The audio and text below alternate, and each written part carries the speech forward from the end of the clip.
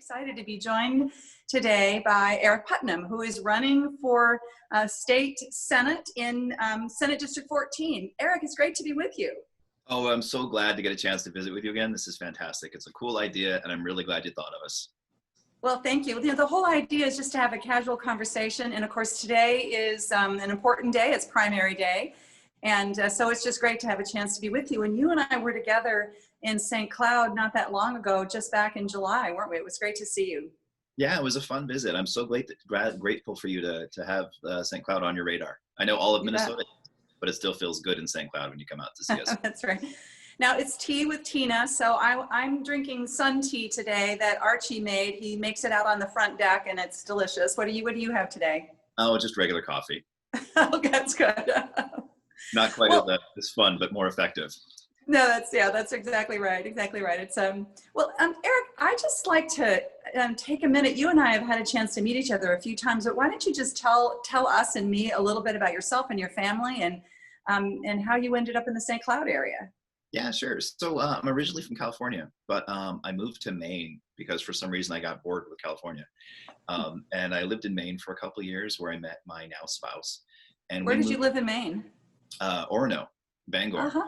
And then I moved to Portland for a little while Lori was finishing up her school, waiting tables after grad school. But I didn't have any real ambitions. There was no professional ambition. I just thought Maine would be a cool place to live. And it was. Maine's a fascinating place. Have you spent much time there before? My husband went to school there. My great-grandfather was a Maine North Woodsman. So I always think that Maine looks a lot like the North Shore of Minnesota up by Lake Superior. It is. It's very much like Minnesota in a lot of ways, especially in terms of geography. The people are a lot different. They're, right. Just different. But it's a cool place. So we lived in Maine for a couple of years, and then I moved to Minnesota to do a PhD at the U about 25 years ago, which seems like forever. So now we've been living in the St. Cloud area for about 25 years. And my spouse, Lori, she's the assistant superintendent of public schools out here. So she's had a rough couple weeks. I'm sure. I'm sure. And you have 2 kids, is that right? Yeah. My daughter, Eliza, is 16, and my son, Phineas, is 14. Yeah. So they've had an interesting time in COVID. And you teach, right? Mm-hmm. So I've been a professor at St. John's for 17 years, which also seems kind of strange. That's a long time to have a job, but it's a good right. I'm really interested to know, I'm always interested to know how people's life experiences led you to decide to run for office. Tell us how that happened? Well, I was a horrible student, an absolutely horrible student in high school. I had no real academic ambitions. I find busy work tedious. It just wasn't my thing. But I had enough teachers who impressed upon me that my life could be different if I stayed in school. And so for me, going into politics is the same reason that I became a teacher, is that the teachers always know that, or they have to believe, I think, that when they're in a classroom, things can be better at the end of that class period. Every teacher has to believe, I think, that the people they teach will be different people in June than they were in September, and they'll be better. And that's a big part of why I went into politics too. I never had any real ambitions to get into electoral politics. Don't tell anyone, but I never knocked a door until I knocked one for myself. And I'm not proud of that. But it's true. And to me, there's something about being engaged in politics that just makes that more intense and more powerful. That desire to make things better by working with purpose. Is a great feeling for me.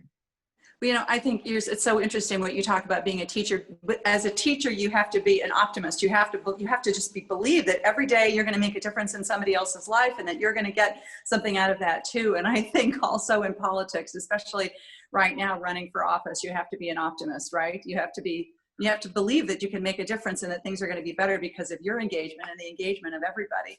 And when I first got involved in politics, it was actually knocking on doors in a state legislative race, a state Senate race, just like the one that you're running in. And I just loved, talking to people at the doors about what was happening in their lives, what they cared about, what they thought about, how things were going, and really listening. And I just kind of got a whole new view of my my community from that experience. So when you were out, it's different now, of course, because of COVID. You're probably not knocking on a lot of doors, but I know you're talking to a lot of voters. What are voters telling you about what's on their minds, what keeps them up at night, what they care the most about right now? It's really interesting, and it's really hard not to knock doors.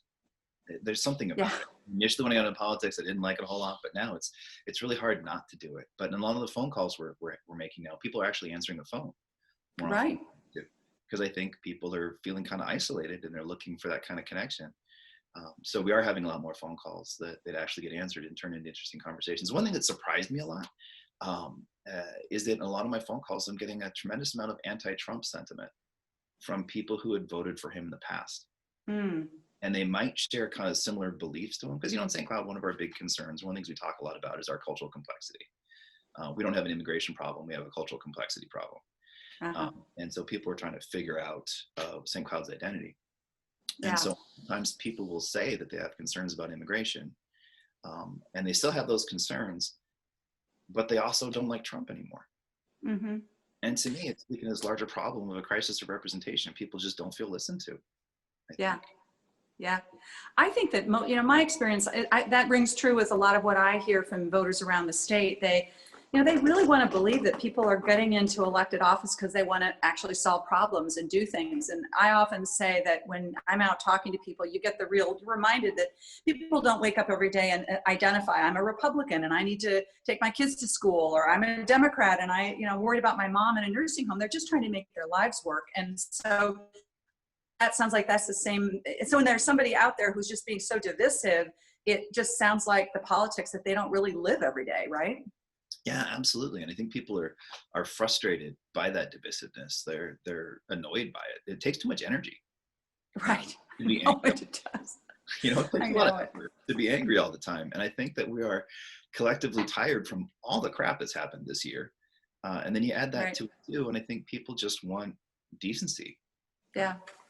Well, this reminds me of something that I know I've worked a lot on, and that you care a lot about too, which is issues of access to health care, and especially mental health care. I'm wondering if the conversations that you're having with voters really is fueling that interest of yours right now, as you're talking about people being isolated and a lot of the stress that people are undergoing in this moment. Yeah, I mean, absolutely. I think that St. Cloud's an interesting place because we do have kind of rural areas that abut us, and we have a lot of farmers in this area too. And the mental health crisis for farmers right now, I've heard from farmers I've talked to, it's the worst since it's been in the 80s. Yeah. And it's, you think of that and you think of all the kids in the public schools who aren't getting attended to, and the kinds of traumas that everyone's feeling. I was talking to someone just a couple of days ago, and she said that she's terrified that her first grader is going to be traumatized by going to school and seeing teachers in masks. Mm-hmm. And we don't even have any idea what the consequences, the mental health consequences of this year are going to be 5 years down the road. So if we don't do something about it now, it's right. It's yeah. I completely agree with that. And I even before COVID, I has done a lot of work working to expand mental health care services in schools. And some of the bills that I worked on actually have been signed and passed into law, even in a time when there's not a lot getting done in Washington before COVID, and bipartisan bills, because this is something that Republicans and Democrats can understand. And so I think that need of having more counselors and more mental health care services in schools means that care is going to be available to students rather than completely disrupting their day, going and coming.